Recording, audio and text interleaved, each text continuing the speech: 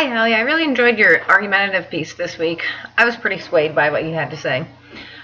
I highlighted some parts that stuck out to me.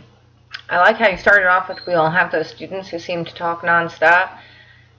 It seemed like from that line it was going to be negative. How are we going to deal with these problem students who don't talk?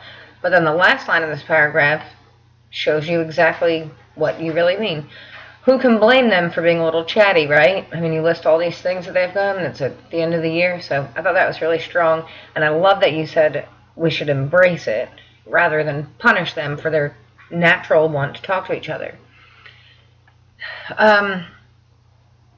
Let's see what we have next. Ray advises students to find their own space to work so they can conference with a neighbor or go to a quiet spot in the room if they don't want to talk.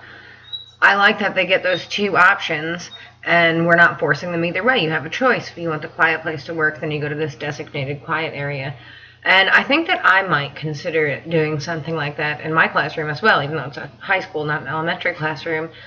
Some students complain that during peer reviews they can't concentrate. They don't want to, like, they do their peer review quick and then they want to get back to working by themselves. So I should give them a choice to not use the entire peer review time, and then give the others a choice that if they're staying on task, then that's fine that they talk to each other. Helping one another should be stressed all the time. I think that you got that across with this. We do have those who are mature enough to do this and should give them the chance to. Yes, I think that consciously pairing students works really well for this peer review kind of thing. If you know someone's really strong with introductions, someone's weak with introductions, you can pair them up together.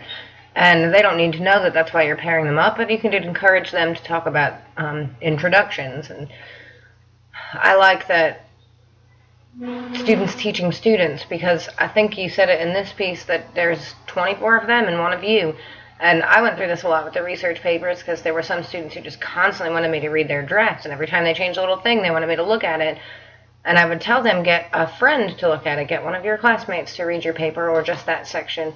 And they seemed apprehensive to do so. And I think with more encouragement from me and maybe conscious pairing, they could have learned more from each other and not felt like they were just waiting on me every day. And yeah, over here you put slips of paper that have a checklist to remind students of different areas to hit. That's good to give them guidance, not just pair them up, which I've done before, just pair them up and say, here, read each other's papers and highlight things. And they don't know what to highlight. They don't know what they're looking for. One key, in addition to having faith that students can stay engaged and work for a long time, is a strong presence.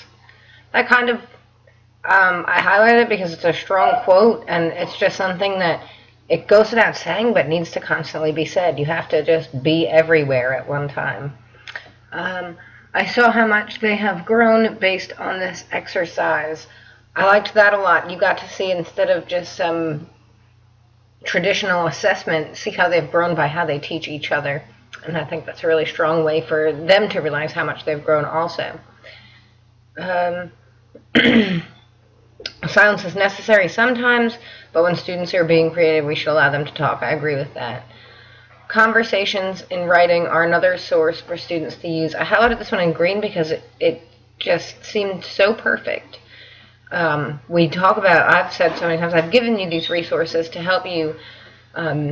Now you should be able to help yourself. And I've never thought about conversations with each other as being one of those resources. And I think that now that I have that terminology in my head, I'll be able to use that better. So I really liked it. I think that it was encouraging and kind of relatable, because now I can, the classroom can get a little bit loud with peer reviews or something, and I'll think, well, I'm not the only one who's going through this. So